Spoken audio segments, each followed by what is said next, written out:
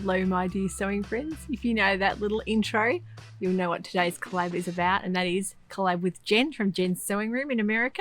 Today we are doing a little pattern swap. Now if I'm right, I'd say most of you are already following Jen because she has a wonderful vlog usually twice a week. She does do a Friday Sews hashtag, so most of you probably already follow along with that.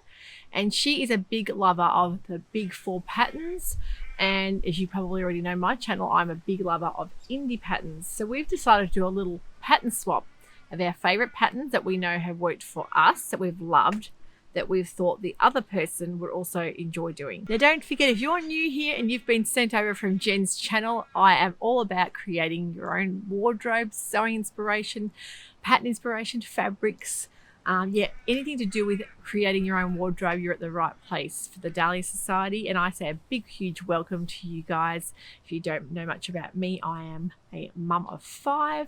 I live in Melbourne here in Australia, and pretty much my life is all about sewing, family, gardening. So yeah, I'm really happy to have you here today. And Jen and I have been friends on YouTube for quite a few months now, probably heading on to close to a year.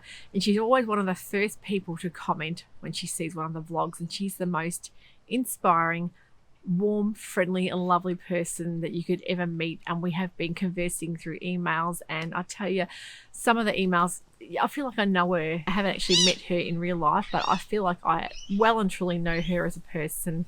And we do have a bit in common. We both have 5 children. She has 5 daughters. I've got 4 daughters and 1 son. But not only that, we both have twins in there. So we've both got twin daughters. So that's pretty amazing. So there's a couple of little coincidences there. And we also share a big love of fabric and making our own clothing and sewing. And yeah, it really brings us both a lot of joy. And today I have got on a little pattern that Jen has suggested that she's loved. And if you've watched her channel for a while, you know that she's actually sewn about 5 of these. And that is the Simplicity S8640. Now I've also had a wonderful viewer of mine from Darwin, and that's Kerry. She actually wanted me to make this up to do a little review on it as well, because she loves the dress, but she wasn't sure about it. And I've got to say, it's a really great pattern, and I definitely can recommend sewing it up.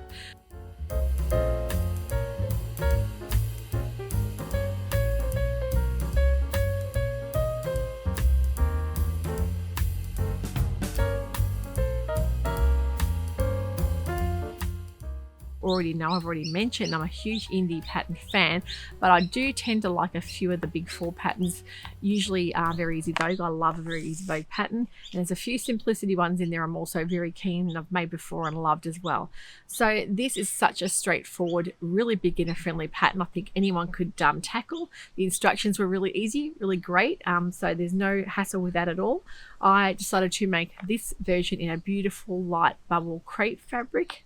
Now that is version A, so it's the longer line version.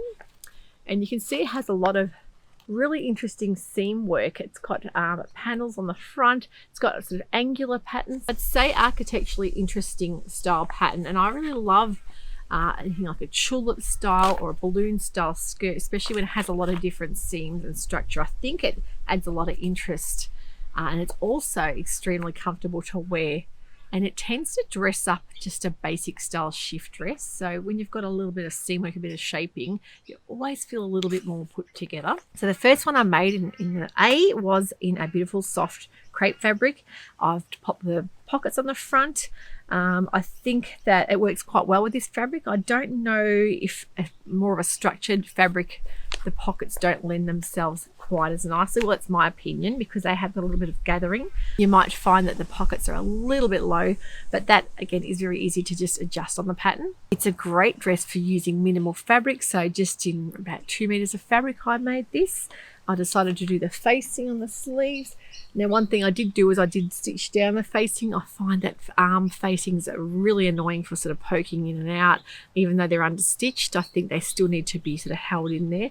And I did stitch across the top of the shoulders, but I still felt they were sort of moving around. So I decided to stitch the facing on the underarms and on the neckline down. Again, very easy to do. Just make sure you're getting a nice straight line around there to hold it flat.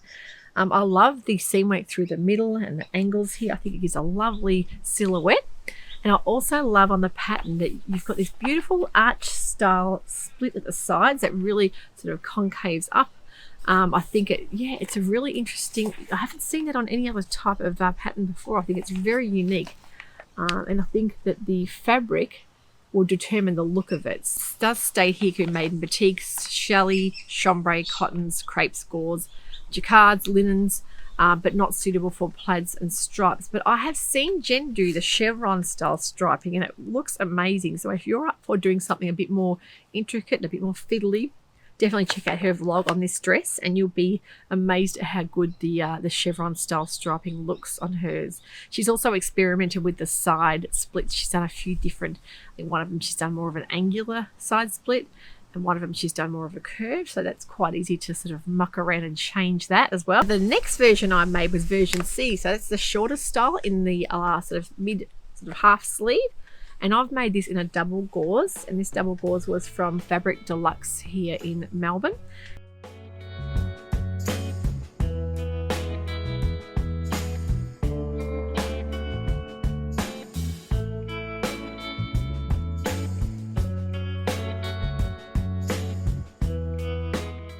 I've got to say, double gauze is a dream to wear when you're wearing a really good quality double gauze.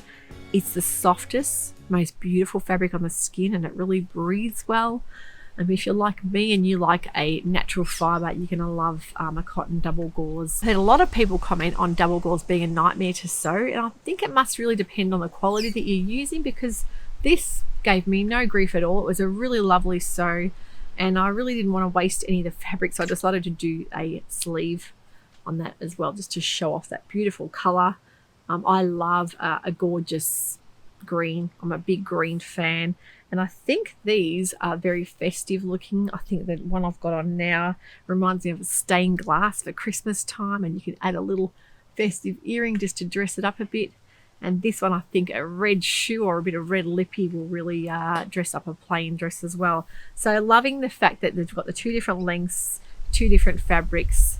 I think it works really well. I didn't really have any issues at all with sewing it up. I think it came together really nicely. One thing I did omit with the double gauze was the fusible interfacing. I've decided to do a woven interfacing because I know with double gauze how it does have issues with pressing too hot, that it might not stick as well because of the two layers of gauze. So I think a woven works better and moves more with the fabric, because essentially you've got two layers of fabric being the double gauze, two layers together, so you may have shifting. So I think that the woven works much better with that. But yeah, it's just a really simple style. I think you can do things like a plain fabric. You might want to do stitching that might stand out. If you want to do a top stitching in a different color or a contrasting color, you can do that as well. So a big thank you to Jen for suggesting the simplicity dress. I love it. And I can see now why she has made herself 5 of these, and she's done reviews on a lot of them as well. Now, getting onto the dress that I suggested for Jen to make. Now, one of my favorite indie pattern companies would be Sewciety, and I have given her the Eva dress to make. Now, I'm dying to see how hers has come up. I'm really excited to see, because it again has a lot of different style features as far as stitching goes. It's got a tulip or lantern style skirt that's got quite a few pieces, quite a few stitch lines as well. And I decided to make mine in a cotton linen fabric from Spotlight as well. Now I'm really happy with how this came up. I made the size large. In this simplicity one, I went for the size 16. Of course, usually I'm around a 16 in most big 4 patterns. The large in the Sewciety Eva dress was just perfect for me. I wouldn't want to go any smaller. It was just fitting on the bust. There's not a lot of ease through the bust. So if you're, you need to make sure you measure your finished garment measurements on your bust line, especially because you need to have a little bit of room there, because it's quite fitted through that bust and bodice area, but then you've got so much ease through the skirt where the pockets are.